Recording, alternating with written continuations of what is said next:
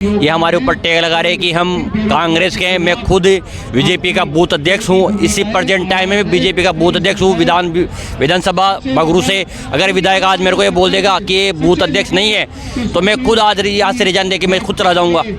हमारा तो यही मांग है कि हमें बहाल किया जाए।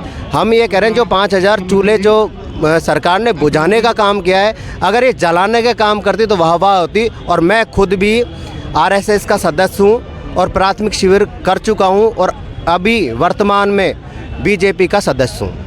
तो आप देख सकते हैं कि ये भाई साहब बता रहे हैं कि मैं ये मेरा नाम है राकेश कुमार सैनी है, झुंझुनू जिले से हूँ। सर आपने सर क्यों मुंडवा रखा है ये बताइए। सर इसलिए मुंडवाया है कि जब 13 जनवरी से हमारा धरना प्रदर्शन यहाँ पे स्टार्ट है, सरकार किसी भी तरह से हमारी मांग मान नहीं रही है। हमने 4-5 दिन पहले 6-7 दिन पहले हमने अर्धनग्न प्रदर्शन भी किया था सरकार के विरोध में, और हमने हमारे साथियों ने सर मुंडन भी करवाया है सरकार के विरोध प्रदर्शन में। जब तक सरकार हमारी बात नहीं मानती है हम ऐसी और भी एक्टिविटीज़ करते रहेंगे और सरकार से हम यहाँ पे सरकार से बहाली लेकर हम यहाँ से जाएंगे। ये आपके हम सभी बेरोजगार हो गए हैं इससे। मैं अपने बारे में बताता हूँ कि मेरे मम्मी पापा है जो ईंट भट्टे पे मजदूरी करते थे।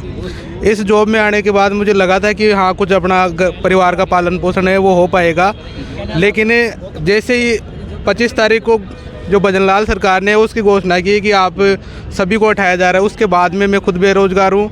मेरे परिवार का जो पालन पोषण है वो खतरे में आ गया है क्योंकि नहीं निकल रहा है समाधान उसका। तो आगे आप लोग का क्या प्लान है? हमारा यही है कि जब तक हमको यहाँ से बहाली नहीं दी जाएगी हम रात दिन यहीं डटे रहेंगे, क्योंकि हम यहाँ पे नौकरी लेने के लिए आए हैं तो नौकरी लेके ही जाएंगे, न कि कोई आश्वासन लेके जाएंगे। जय हिंद, मैं मणिकांत गरेड़ी और आप देख रहे हैं आज का भारत।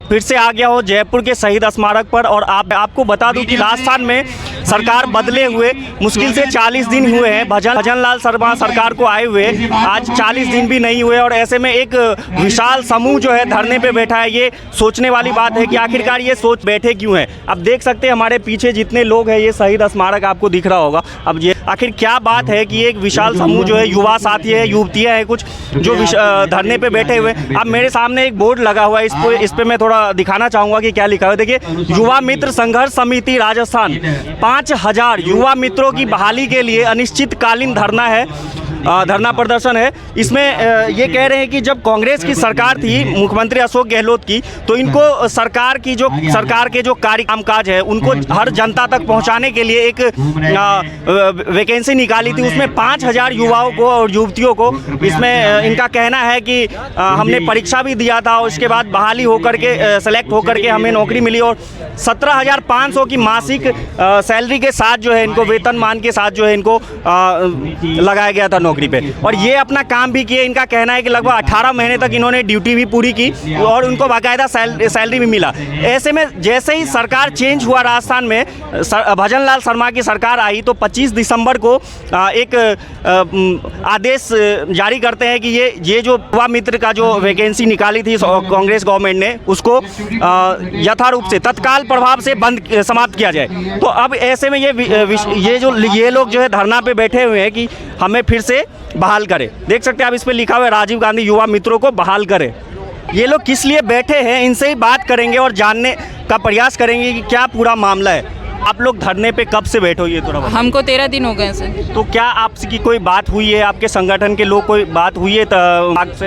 हमारे यहाँ से लगातार हमारे जो कार्यकारिणी है रोज मिलते हैं नेताओं से, मंत्री से, लेकिन हमें अभी तक पहले आश्वासन ही मिला था और अभी भी आश्वासन मिल रहा है। तो पूरा मामला क्या है? इतने तादाद में लोग बैठे हुए हैं धरने पे, आज 13वां दिन है, पूरा क्या मामला है वो? हम लोग राजीव गांधी युवा मित्र नाम से एक विज्ञप्ति जारी हुई थी, उसमें हमारा पूरा मतलब जो गवर्नमेंट का एक प्रोसेस होता है वो पूरा प्रोसेस हुआ था। हमारा रिटन एग्जाम हुआ था, इंटरव्यू हुआ था और इंटरव्यू भी हमारे किसी सरपंच या किसी विधायक ने हमारा इंटरव्यू नहीं लिया था। इंटरव्यू हमारे आरएस अधिकारी जो होते हैं उन्होंने दिया था। उसके बाद में जब हमारा सिलेक्शन हुआ, हमें जब ज्वाइनिंग दी गई तो हमें एडिशनल डायरेक्टर के अधीन वहाँ पे हमको सांख्यिकी विभाग से हमको ज्वाइनिंग दी गई थी। उसके बाद में हमें ना कि कोई एमएलए वगैरह वो हमको कोई नहीं इंस्ट्रक्शन देते थे कि आपको ये काम करना है। हमको जो विभाग जो काम सौंपता था हम बिल्कुल वही काम करते थे। तो अब क्या मांग है आप लोगों की, क्या समस्या कैसे आई और क्यों आई? हमारे ऊपर ये थोपा गया है कि ये कांग्रेस सरकार के लगाए हुए हैं, तो ये कहीं ना कहीं कांग्रेस ही हैं सारे के सारे और कांग्रेस सरकार के प्रचारक हैं। जबकि हमारे बहुत से भाई ऐसे भी हैं जो अपनी आरएसएस की अध्यक्षता भी दिखाने को तैयार है कि हम किसी विशेष, ये हमारा नहीं है कि भाई हम कांग्रेसी है तो इसीलिए हमने, अगर ऐसा ये बात होती कि भाई आप कांग्रेसी है तो कांग्रेस सरकार के टाइम हम अगर लगे उस हमारे ऊपर ये थोपा गया कि हम कांग्रेसी है, तो क्या कांग्रेस सरकार के समय में उस समय में क्या कोई विज्ञप्ति जारी नहीं हुई? क्या उस समय में कोई सरकारी अधिकारी कर्मचारी कोई नहीं लगा? अगर वो उस समय में लगता है तो सीधा सीधा उनको भी बोलो कि वो भी कांग्रेसी है। तो आपका कहने का मतलब है, आपकी जो मांग है कि नहीं ये कांग्रेस के प्रचार के लिए नहीं लगाया गया था, ये सरकारी काम था हम लोग, और ये राजस्थान में जो कार्य हुए थे वो घर घर तक पहुंचाना था आप लोग? बिल्कुल, हमारे जितने भी जैसे केंद्र सरकार की, राज्य सरकार की जितनी भी योजनाएं थी उनको गांव गांव, ढाणी ढाणी, जहां पे 4 व्हीलर नहीं जाती है, कोई 2 व्हीलर नहीं जाती है, हम ऐसी पगडंडी पे चल के ऐसे अंतिम छोर तक हम पहुंचे हैं जहां पे बिल्कुल वंचित थे लोग, जानते ही नहीं थे योजनाएं क्या होती है और हमको कौन सा बेनिफिट मिल रहा है। हम उस अंतिम छोर पे गए, उन लोगों को हमने समझाया आप इस योजना का लाभ ले सकते हो।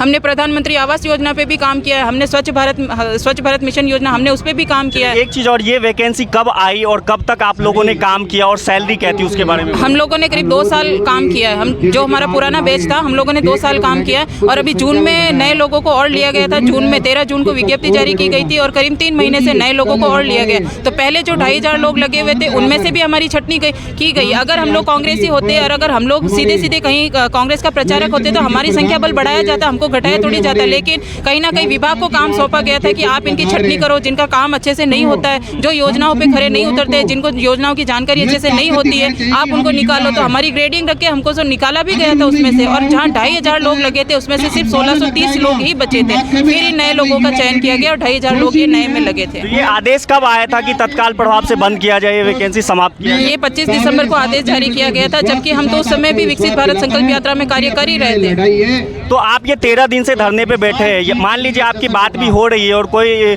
नहीं निकल रहा है समाधान उसका, तो आगे आप लोग का क्या प्लान है? हमारा यही है कि जब तक हमको यहाँ से बहाली नहीं दी जाएगी हम रात दिन यहीं डटे रहेंगे, क्योंकि हम यहाँ पे नौकरी लेने के लिए आए हैं तो नौकरी लेके ही जाएंगे, न कि कोई आश्वासन लेके जाएंगे।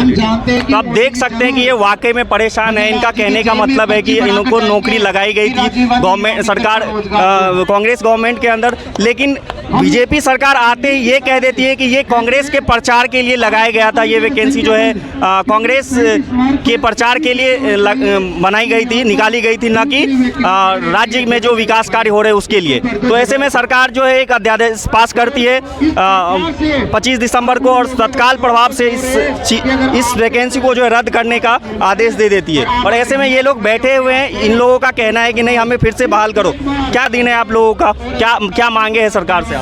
सर हमारी तो यही मांग है। मैं राजीव गांधी युवा मित्र ब्लॉक सांगानेर से बगरू विधानसभा है, हम तो यहाँ से पूरी तरह से बहाल होके जाएंगे। ये हमारे ऊपर टैग लगा रहे हैं कि हम कांग्रेस के हैं। मैं खुद बीजेपी का बूथ अध्यक्ष हूँ, इसी प्रेजेंट टाइम में बीजेपी का बूथ अध्यक्ष हूँ विधानसभा बगरू से। अगर विधायक आज मेरे को ये बोल देगा कि ये बूथ अध्यक्ष नहीं है तो मैं खुद आज यहाँ से रिजाइन दे के मैं खुद चला जाऊँगा। हमारी तो यही मांग है कि हमें बहाल किया जाए। आप क्या कहना चाहेंगे सर? हम पिछले 27 दिसंबर से धरने पे बैठे हैं। ये सरकार ने वादा किया था रोजगार देने का और आते 27 दिसंबर में बीच में कुछ दिन के लिए बंद भी हो गया था आपका। 7 दिन का लॉलीपॉप दिया था भाजपा सरकार ने कि 7 दिन के लिए आप बैठ जाओ, धरने पे मत रहो, यहाँ से हट जाओ, हम आपके बारे में मनन करेंगे। तो 7 दिन तक हमने धरना स्थगित कर दिया, उसके बाद पुनः चालू कर दिया। सरकार ने हमारे ऊपर कोई विचार विमर्श नहीं किया, लेकिन हम ये कहना चाहते हैं सरकार से, जो उन्होंने बता रखा है, कांग्रेस का टैग लगा रखा है। हमने हमारे अधिकारियों का जो आदेश था उसको फॉलो किया, प्रोटोकॉल फॉलो किया है। हमको तुरंत प्रवाह से हटा दिया गया 25 दिसंबर को। मैं ये कहता हूँ कि हम हमारे हिसाब से काम थोड़ी कर रहे थे, हम तो हमारे अधिकारियों के हिसाब से काम कर रहे थे।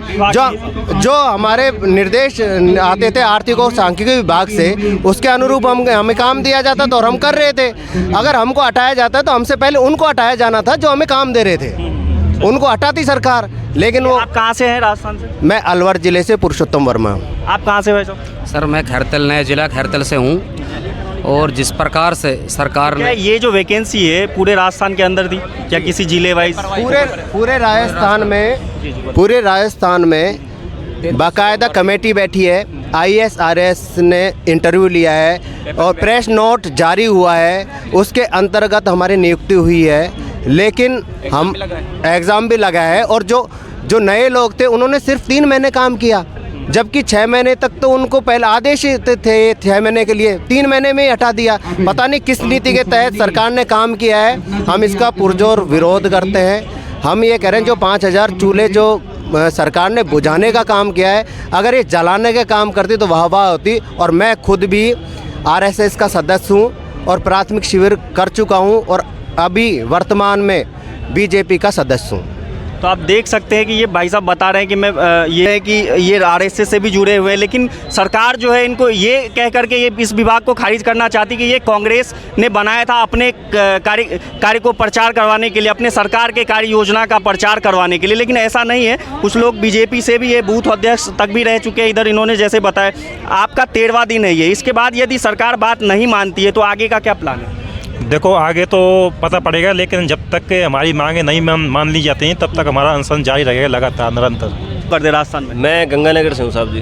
तो क्या मांगे है आपकी, ये बताइए। मांगे यही है जी, 5000 जो युवा थे जॉब लगाई थी सरकार ने, तो कांग्रेस सरकार ने लगाई और बीजेपी सरकार ने हमें हटा दिया।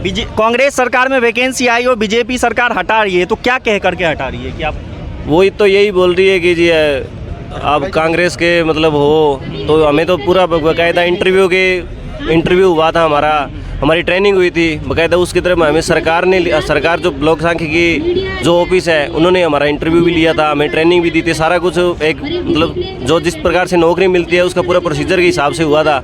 और अभी एकदम से बिना किसी नोटिस के और हमें हटा दिया गया है। ये सरकार ने बोला था कि हम नौकरी देंगे, हमारे यहाँ पे सरकार आएगी, तो हमें तो उनकी सरकार मुश्किल से 5-7 दिन आई होएगी और हमें तो हटा दिया जी। अब आप 13 दिन से धरने पर बैठे हैं, आगे का क्या प्लान है? यदि सरकार इस चीज़ को नहीं मानती है, अभी आपकी मांगे नहीं मानती है, तो आगे का क्या प्लान है? सरकार नहीं मानी तो हम जैसे अभी प्रदर्शन कर रहे हैं इसी हिसाब से बैठे रहेंगे यहाँ पे। आगे भी जो हमारी कमेटी है, जो हमारे मेन है आगे, वो जिस प्रकार से डिसीजन लेंगे हम उनके साथ हैं।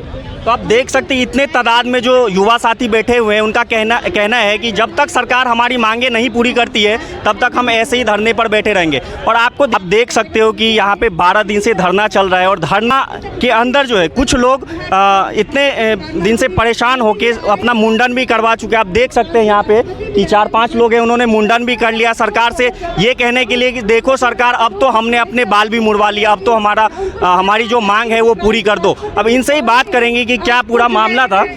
आइए। मेरा नाम है राकेश कुमार सैनी है, झुंझुनू जिले से हूँ। सर आपने सर क्यों मुंडवा रखा है, ये बताइए।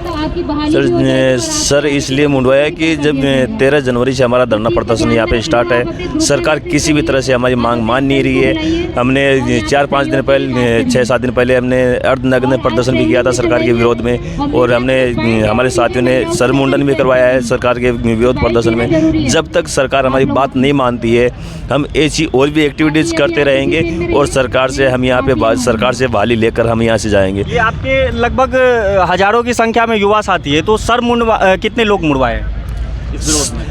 हम अभी कम से कम 10 लोगों ने सर मुंडवाए हैं और अभी 4 साथी हम यहाँ पे बैठे हैं। एक साथी हमारा वहाँ बैठा है और 3-4 साथी वो इमरजेंसी काम की वजह से वो चले गए, वो सुबह तक यहाँ पे वापस पहुँच जाएंगे। तो आपको क्या उम्मीद है भजनलाल सरकार से कि आपकी जो मांगे है वापस से मान ली जाएगी?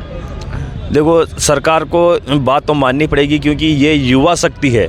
युवा शक्ति जब जाग जाती है तो अच्छी अच्छी सरकारें हिल जाती हैं। सरकार हमारी बात नहीं मानती है तो हम धरने स्थल पर लगातार बैठे रहेंगे। और भूख हड़ताल हमारी पहले चली थी 4 दिन और वो काफ़ी वो तबीयत बिगड़ने लग गई थी, इसलिए वो तुड़वा दी थी। और वो अगर सरकार बात हमारी नहीं मानती है तो फिर से हम भूख हड़ताल यहाँ पे स्टार्ट कर देंगे। आप देख सकते हैं यहाँ पे इन्होंने जैसे बताया कि 8 से 10 लोगों ने सर मुड़वाए हैं, लेकिन अभी तक फिर भी सरकार की तरफ से कोई सूद लेने नहीं आया है। तो आप इनसे बात करेंगे, क्या सर क्या कहना चाहेंगे आप इसके ऊपर? जी, हम संवैधानिक दायरे में रख करके हमारा विरोध प्रदर्शन कर रहे हैं। और ये सर 12वां दिन है आज आपका, यदि क्या उम्मीद है, लग रहा है आपको कि मान ली जाएगी आपकी जो मांग है? और नहीं मानी जाती है तो इसके बाद का क्या प्लान है आप लोगों का? नहीं, हमारी जो मांग है वो जायज़ मांग है और हम हमारी मांगों को संवैधानिक तरीके से, गांधीवादी तरीके से उठा रहे हैं। और हमारी ये मांग है कोई बेकार मांग नहीं है और नाजायज़ मांग नहीं है। तो हमें पूरा सरकार से ये आश्वासन है कि सरकार हमारी जायज़ मांग को ज़रूर पूरा करेगी। तो आप देख सकते हैं कि यहाँ पे हजारों की संख्या में जयपुर शहीद स्मारक पर हजारों की संख्या में युवा साथी बैठे हुए हैं, युवतियाँ भी हैं, महिलाएं भी हैं। इन लोगों की मांग है कि जो हमारी नौकरी जो समाप्त कर दी गई है एक आदेश से, उसको दोबारा से बहाल किया जाए। आपके साथी यहाँ पे 13 दिन से धरने पर बैठे हैं, क्या कहना चाहेंगे आप? मेरे साथी 13 दिनों से धरना पर बैठे हैं। अभी तक सरकार ने हमें परमिशन नहीं दी है, फिर भी ज़बरदस्ती हम यहाँ डटे हैं, क्योंकि हम बेरोज़गार हैं। जाए तो जाए कहाँ? हमने सरकार ने 2 साल तो यूज कर लिया। हमारे लिए तो कांग्रेस और बीजेपी दोनों बराबर है, हम तो बेरोज़गार लोग हैं। अब सरकार ने हमें यूज कर लिया और हमारी पढ़ाई वगैरह भी स्टॉप करवा दी, तो अब हमारा पढ़ाई में भी इनका मन नहीं लगेगा, हम लोगों के साथियों का। अब हमें निकाले जा रहा है, हमारे परिवारों का हमारे ऊपर बोझ कंधों पे भार है। तो ये भजन लाल सरकार को आए हुए 40 दिन हुए और ऐसे में एक आदेश पारित कर दिया जाता है, पास कर दिया जाता है कि ये जो युवा मित्र राजीव गांधी युवा मित्र लगे हुए उनको खारिज किया जाए इस वैकेंसी को। तो क्या लगता है वापस वही भजन लाल सरकार आपकी मांग को मान लेंगे और बहाली कर देंगे? बिल्कुल बहाली करेंगे, और बहाली नहीं करेंगे तो हम जब तक यहाँ धरना हटाएंगे नहीं, धरना जारी रहेगा और बहाली उनको करना पड़ेगा। यदि आपकी मांगें पूरी नहीं होती है तो आगे का क्या प्लान है? हमारी मांगें पूरी नहीं होती तो अभी तो 13 दिन से हम धरने पर बैठे ही हैं, आगे भी ये धरना जारी रहेगा। सरकार से हम यही निवेदन करना चाहते हैं जल्द से जल्द हमें बहाल करें। हमारी बहनें बहुत ही सारे महिला भी आई हुई हैं जो बच्चों को छोटे छोटे बच्चों को लेके कहीं मैं यहाँ इतने दिनों से 13 दिनों से धरने पर बैठी है। सरकार को देखना चाहिए। सरकार तो हमें तो ये देख लो, सरकार तो हमें तो ये तानाशानी कर रही है कि लाइट भी बंद कर देती है रात को, पानी का ट्रैक्टर भी नहीं आ रहा है, ये भी व्यवस्था है। तो इससे बड़ी दुबई की क्या बात होती है? एक युवा रोड पर बैठा है या शहीद स्थल पर बैठा है, ठीक है। इतनी ठंड पड़ती है रात को, हमारी बहनें भी यहाँ पर रात भर को सोती है, ठीक है। तो इसलिए हम भजन लाल सरकार से ये कहना चाहते हैं कि जल्द से जल्द हमें बहाल करें और तुरंत प्रभाव से ये ऑर्डर निकाले कि हम इनको आपको बहाल कर दिया गया, ऐसा मानना है हमारा। ठीक है, आपका क्या कहना है सर? ये जो पूरा मामला है इस पर आप क्या कहना चाहते हैं? मैं सरकार से ये कहना चाहता हूँ, ये 5000 राजीव गांधी युवा मित्र हैं, 5000 बहुत कम है, ज़्यादा संख्या में नहीं है। ये प्रोग्राम सरकार को जारी रखना चाहिए और इसका नाम बदल देना चाहिए, क्योंकि ऐसा प्रोग्राम यूपी के अंदर भी चल रहा है, एमपी के अंदर भी चल रहा है। एमपी में 9300 लगे हुए हैं, वो इंटर्नशिप प्रोग्राम कर रहे हैं। तो हमारा सरकार से ये निवेदन है कि हमारा नाम बदल दें और हमको तुरंत प्रभाव से वापस बहाल किया जाए।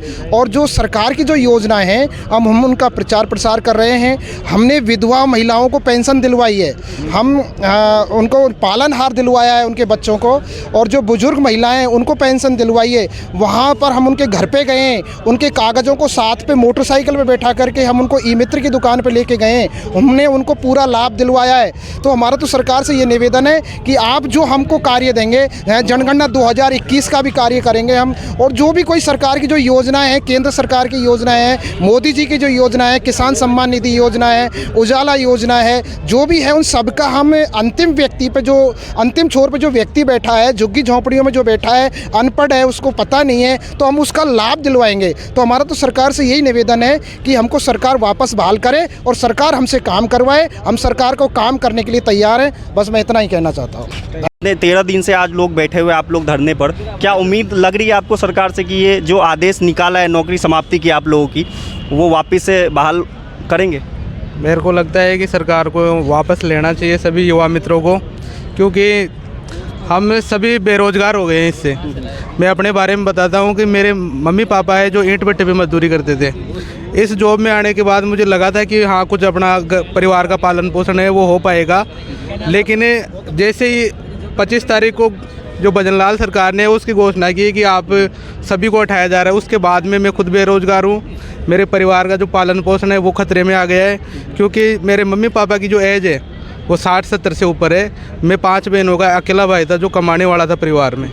उससे पहले आप लोगों का 13वां दिन है या 12वां दिन है धरना प्रदर्शन का सरकार के विरोध में, लेकिन क्या लगता है कि ये आपकी मांगें नहीं मानी गई यदि, तो आगे का क्या प्लान है? यदि आगे गवर्नमेंट यदि हमारी मांग नहीं मांगते हैं तो इससे भी ज़्यादा हम प्रदर्शन करेंगे, संसद विधानसभा को घेरने का आगे अपना जो प्लान है वो करेंगे और कोशिश करेंगे कि आमरण अनशन पर हमारे जो साथी बैठे हैं आप देख रहे हैं, और कोशिश करेंगे कि इस धरने को और ज़्यादा व्यापक बनाया जाए ताकि गवर्नमेंट को माननी पड़े अपनी। तो आपने देखा कि इतने तादाद में लोग यहाँ पे है, धरना विरोध प्रदर्शन कर रहे हैं सरकार के खिलाफ। तो आपको क्या लगता है इनकी जो मांगे हैं वो जायज़ है, और कितना जायज़ है, सरकार को इनकी मांगे माननी चाहिए या नहीं, वो आप लोग कमेंट कीजिए। और आप लोग वीडियो को ज़्यादा से ज़्यादा शेयर कीजिए ताकि इनको इंसाफ मिल सके। अभी के लिए इतना ही, धन्यवाद।